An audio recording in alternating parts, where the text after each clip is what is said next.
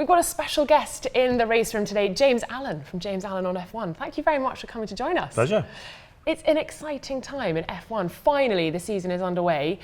What are your first impressions of these new controversial nose designs? Well, the nose designs, some of them are really obviously very ugly. I'm not a huge fan, I have to say. I don't think the sport helps itself really at times like this. I mean, we should really be focused on, the good stories like, the hybrid technology and how it's going to move the automotive industry forward, and everybody's just completely fixated on the nose designs. I mean, we did a thing on the site the other day to sort of ask people what they thought they looked most like. Was it an anteater? And there was a Cyril Sneer, who's a cartoon character from a lot of photoshopping going on. Yeah, I think, exactly. On Twitter. And I mean, obviously, some of them are more extreme than others. The Caterham one's really weird, isn't it? That's a weird one. Were you expecting someone to go so left field? No, well, I mean, people always do go left field in Formula One. Did you see the tweet from Ann Summers saying that they thought that Toro Rosso had been a bit cheeky on some of this, copying some of their products? But yeah, I mean, Adrian Newey's managed to produce a nice looking car once again. The Ferrari, I think, looks quite nice from the front as well. So yeah, I mean, it's obviously going to be a talking point. It will be interesting to see how much they kind of converge as the year goes on as well, I think. Obviously, we are talking about the very front part of the front wing. It's not part of the actual chassis, so those things are changeable, but obviously it affects the aerodynamics. Absolutely, and that is what they're all trying to get the optimum performance out of the car. New regulations, all the while trying to get the aero performance. Do you think that's just another talking point, or are we going to see some more development throughout the year? No, it's a huge thing. I mean, obviously, the big thing for this year is the hybrid technology. We're going from the V8 gas guzzlers to these smaller capacity hybrid turbos with a much bigger energy recovery system on them. So that's kind of the main focus from a technology point of view. But aerodynamically, I mean, bringing the front wing in, making it narrower, means that the front tyre you can't wash the air around the front tyre so easily as you did with the old ones. And that is a massive, massive thing to deal with, because a rotating object is always a nightmare to try and get the air to flow around it. And obviously that's what it's, people sort of fixate on the rear wings and front wings. The whole thing about aerodynamics is it's like the car hits the air and the air's got to pass predominantly, underneath it. That's where most of the downforce comes from, is from the floor.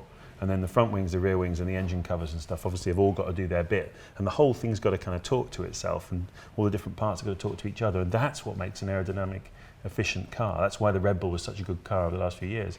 Particularly when they're turning around the corners and the car's leaning like this. You've got to have the car in all kinds of situations to make it really work. So making a massive change like that they have done with the front wing means that during the course of this year, there's going to be a huge amount of development because there's so many areas to work on. You talk about the downforce. Obviously, they're intending to get rid of the downforce, essentially. Well, as much as they can. As much as they can. Today, they're talking about these blockers that McLaren have got on.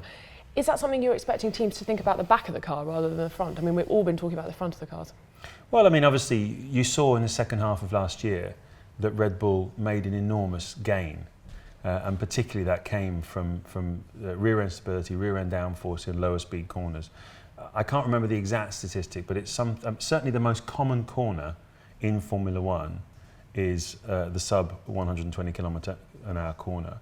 And if you focus a lot of your effort on making sure that the car is stable and has good downforce in that area, you're not going to go too far wrong across a 19-race calendar with all these different types of circuits. And so that's an area that everyone wants to work on. And obviously McLaren have got an idea. I haven't fully explored exactly what it does and whether the it works. Other teams are going to be starting to explore it. And I'm sure the other teams, I think some of them will have thought about it already. Some of them will now be thinking about it. I'm sure you'll see all sorts of things over the course of this year, which is great because you want the cars to look different. Going back to your question at the beginning about the noses, when was the last time in Formula One that the cars look so different from each other? I mean, you're going back to like the 70s when you had six-wheel Tyrrells and stuff like that. And I think that's cool. I think that's really, really good. It's bringing another dimension to the sport. So we've seen all the designs. We know what the sort of technical wizards of the teams have been up to. It's now testing. At the end of this week, worth pointing out that James will be joining us for a hangout on Friday at a new time of 3 o'clock. So make sure you email media@polepositionp1.com if you want to secure your space on the hangout so you can ask James a question about testing. But first of all, we have to rewind to yesterday, first day of testing. Even trouble getting cars to Jerez, Marussia not even packaging up their car to get it out there. Do you think this is a problem? So much of the costs going into new engines, all the new technology, that teams lower down the grid are going to struggle to even turn up, essentially? Well, possibly there's an element of that. I mean, I think you've got to remember that the last season finished at the end of November. It's not a long holiday, is it? It's not even a holiday. You know, I mean, I've been doing this for 25 years, and I remember my birthday's the 5th of November, and I normally was celebrating my birthday in Australia the week after the Australian Grand Prix. You know, and here we are. These days, I mean, my birthday, we've got 2 or 3 races still to go nowadays. No, exactly. It just shows you how much longer it runs. Plus, of course, the testing started in January. It normally starts in early February. So, it's been a very compressed winter. And so much to do. In which they've obviously had a technological revolution, and these you can't overstate how complex these things are. I mean, I've had a good look at the Mercedes, and and I've been lucky to have a bit of a look at the power plants, how they sit in the cars and stuff. The amount of cabling involved in this is just such a complex exercise, and it's going to take time. And of course, the better resource teams have been working on it for longer. They've had parallel teams running. The less well-resourced teams have had to sort of juggle their resources. I think it'll all come out in the wash. It'll be very interesting to see how many cars finish in Melbourne. I think it will be one of those things where... They're going to be fireworks, quite literally. Sure. But by the time we get to sort of Singapore, maybe even Hockenheim, Budapest, I'd be very surprised if we haven't got sort of more than 2/3 of the field finishing the races. It's just one of the things, it takes a while to bed in. And you realise how competent these teams are. And how, it just shows you how complex the technology is, that even they are struggling to this degree. First day of testing, can we take anything from it? Do you think you could take anything? It's just for the teams really, isn't it? It's not for the fans at the moment. Well, I mean, normally what happens is you put the new cars on the track in the first test in Jerez, and the first thing you're looking at is the cooling, making sure the cooling's right, and then you're doing the systems, making sure all that stuff is working, bedding the car in. Very few people actually get to doing any performance running in the first test, but you're looking to just put miles on the clock and then be able to go away and analyse everything and look at the data and look at the aerodynamic numbers.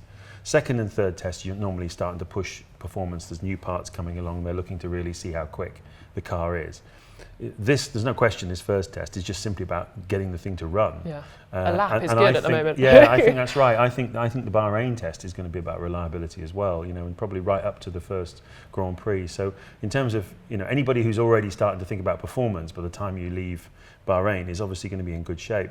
I mean, we get used to people doing a race distance in the first test in the last few years. I wonder if anybody's going to get a race distance done, in the first couple of tests. Ferrari quick yesterday with Raikkonen. Do you think this could be their year? Yes, we're still way off the pace from last year. Do you think this could be their year? A strong driver lineup? Well, I did an interview with Fernando Alonso in Melbourne on the Wednesday, and we finished the interview and we're having a little chat afterwards, and I said, I think this is going to be your year. And he looked at me and said, I hope you're right. And I don't know why, I just sort of felt like they built up the momentum, and they started really well, and then they completely dropped the ball, didn't they? So, I mean, that must have been so frustrating for him. And it just shows you that it's very hard to say, and particularly because we don't really know what all these different engines are capable of. The engines weren't an issue last year. They were all more or less the same. No, it's all about it was a question of, can Alonso build on the season he'd had before? Would Ferrari keep developing the car? On paper, it looked good, If you ask me on paper, I think the challenger for this year is Mercedes, because if you look at the way, first of all, they've been tooling up and recruiting. Yeah, the management side of things. It's I've spent quite a bit of time there over the winter, and they really are at the right level now. And obviously, they seem very confident with the power plant. They've been working on it for a long time. They were one of the manufacturers that was pushing the hardest for it to be in the rules. So there's a lot of confidence there. But they've got to put the car on the track, make it reliable, and deliver the goods. And of course, they've got confidence in their drivers. Same driver lineup, a strong driver lineup, and probably not that sort of friction with the Raikkonen and the Alonso, perhaps. That I know what you mean. I know what you mean. I mean, it'll be very interesting to see how the Raikkonen-Alonso thing plays out. Actually, I think they'll only have a problem in the scenario where Raikkonen's in front of Alonso. And Alonso thinks he can go quicker. And I doubt there'll be any towing this year. Exactly. I don't think we'll get any of the Massa-Alonso set up. And so in those scenarios, obviously, Ferrari got Massa out of the way in the past, and Raikkonen won't play that game. So that's the only where I can see any problems.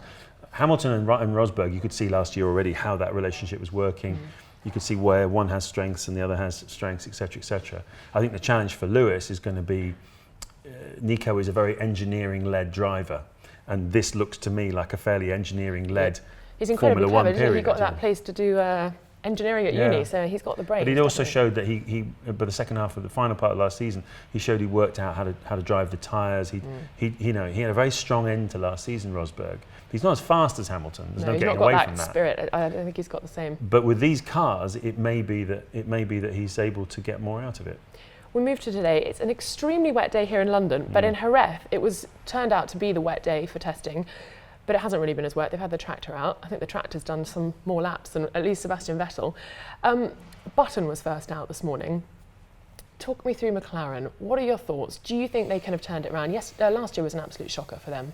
And with new management, Eric Boullier being announced, what are your thoughts? Well, I mean, first of all, obviously, if Mercedes is the engine to beat at the start of the season, then they're in a good shape, because the Mercedes teams are Mercedes themselves, obviously McLaren, Force India and Williams. So you'd expect McLaren to be the second fastest or equal fastest Mercedes-powered team. So if that is the engine to beat, they're going to be in good shape.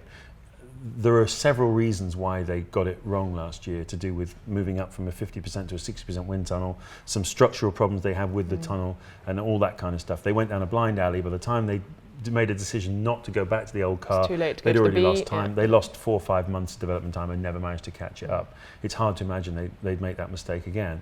And if you look at where they were in 2012, they had the fastest car in the field. So, they should be competitive. So last year was a blip, you said? Yeah, I think last year was a blip, and I think they should be competitive. As regards the management changes, I mean, I see it a bit like football managers. These guys now, they're not like Eddie Jordan and Frank Williams and Ron Dennis, who used to own the team. These guys are all like professional, £3-4 million a year employees who are running the teams, and if you don't get the goods, you're out. And that's what's happened here. It's like a football manager getting the tin tack. Do you think it's going to filter down to Jensen and Kevin? No, I don't think so. I mean, obviously there's a lack of continuity there. You've got a new face, but Boullier, I know Boullier quite well. He's a racing man. He's a proper. Would you have picked him? Definitely. He's a proper racing man. And he really understands it. He grew up in Le Mans. It's in his blood, and he understands racing. He knows what he's doing. And if you look what he's managed to achieve with very limited budgets in the last few years with Lotus, it's been absolutely amazing. The future looks good, I think. He knows how to talk to the engineers. He's a very good communicator. He's a young guy. He's got a lot of energy. Obviously, the question always is how will he get on with Ron Dennis, because Ron Dennis is a particular kind of guy. Absolutely. But he's a savvy enough operator, I think, to be able to find his way through the slightly weird things that happen at McLaren. Looking further down the field, Bottas today setting some seriously good times, and you mentioned the Mercedes engine. He's obviously putting it to the test. Do you think people like him might shine through with these new regulations and the rookies, for example, as well? Well, I mean, we have to be careful because the times are they're not that. Yeah, they don't really stand for last much. Last year on day one in Jerez, Grosjean was doing 1:19s. We're still well into the 20s at the moment. So it's nobody's really kind of starting to push the envelope. But in terms of Bottas getting on with it, again, he's powered by Mercedes. He's getting laps under the board. The Renault engines, interestingly, aren't getting that many laps done, which is possibly one of the stories evolving, I think, of this test. But for me, Bottas showed at several points last year that he has what it takes. That overtake in Austin was and his qualifying performance in Montreal, he has what it takes, I think. He's a proper racing driver. And Toto Wolff, I know, has great belief in him. Obviously, what all guys have to do in his shoes is find consistency at a high level. So for me, what I'm looking for from Bottas in 2014 is high-level consistency, week in, week out, some bang, more bang, points, bang. And he's got a perfect benchmark alongside him. And he's got Massa to learn off as well. Exactly. I mean, what a great benchmark Felipe Massa is. So, and we will get a very good idea of how good Bottas is this year, I think. Last year, I know obviously they were at the beginning of the testing sessions, but a lot of sandbagging going on last year. Do you think they can do that this year? No, it's got to be all cars on the table. I mean, the thing about last year was it was the end of an era, wasn't it? It was the end of the V8s. They were bulletproof. They never broke down. Right at the top of their development. You'd put the car on the track, it would go. I mean, I think Maldonado last year on day one of the Jerez test did 52 laps. And they were doing race distances, as I say, after. And he managed 93 yesterday. Yeah, exactly. So. I think there's no question of people sandbagging necessarily. Certainly not at this stage, and I'd be surprised if people hold much back in the Bahrain tests. I think it's going to be much more about just getting as much mileage as possible. And I don't know how much performance work anyone's going to really get done, in these tests. It's all about they've got to get the cars stable first. Absolutely. Well, there is so much that we might have to talk about on Friday. Will the Renault engines come back into form? Will Sebastian Vettel start setting some amazing pace and times around the Jerez circuit? We will be back on Friday. James will be joining us. Make sure you do by emailing media@polepositionp1.com. James, thank you very much for a first look at the new season and the first couple of days of testing. We will see you on Friday. So, yeah, it might be a little bit different in the races compared to what we used to. It's very, you know, you look at it and some pictures of it look quite cute and cuddly, and